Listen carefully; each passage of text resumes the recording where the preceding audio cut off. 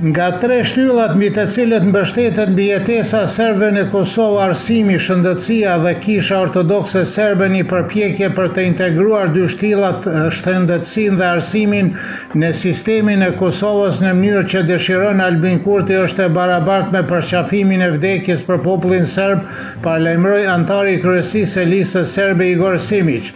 Duke pasur parasysh se disa mijëra njerëz punojnë në atë sistem, 14.000 nxënës janë në shkolla fillore dhe të mesme, si dhe 10.000 studentë në kolegje. Simić theksoi se përpjekje të tilla përfaqësojnë një sulm në zemër dhe trurin e popullit serb në Kosovë. Duke folur për radio-televizionin e Serbisë, ai theksoi se kjo është e papranueshme për serbët në Kosovë.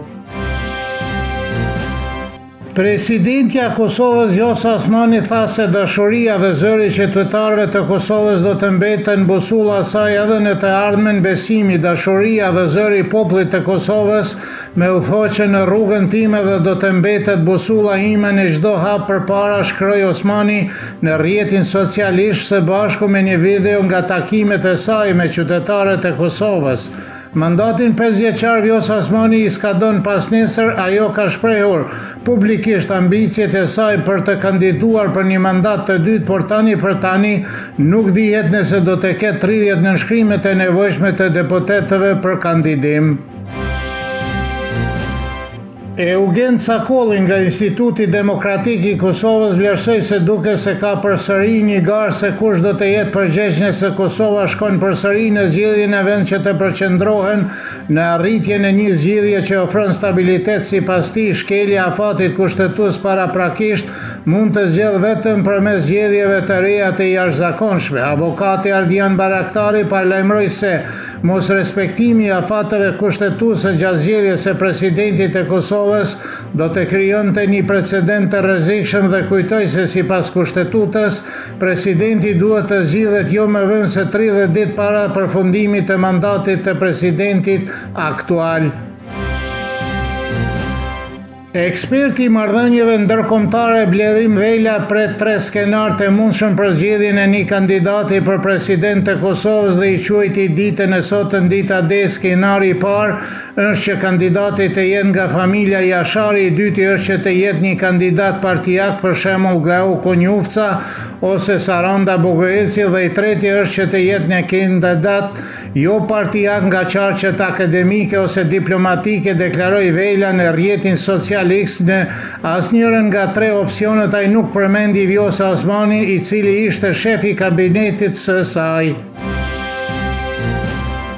Pas vizitës së Peter Sorensenit në Prishtinë dhe Beograd, analistët në Prishtinë vlerësojnë se nevojitet një agjende re për dialogun. Vazhdimi i dialogut varet kryesisht nga krijimi një agjende euro-amerikane, e cila do t'i inkurajonte palët të vazhdonin dialogun dhe të përfundonin një marrëveshje të re ose të zbatonin marrëveshjet që kanë krijuar, thot politikologu Avdi Smajla, i cili theksoi se Kosova ka prirje më të larta nga Sorenseni.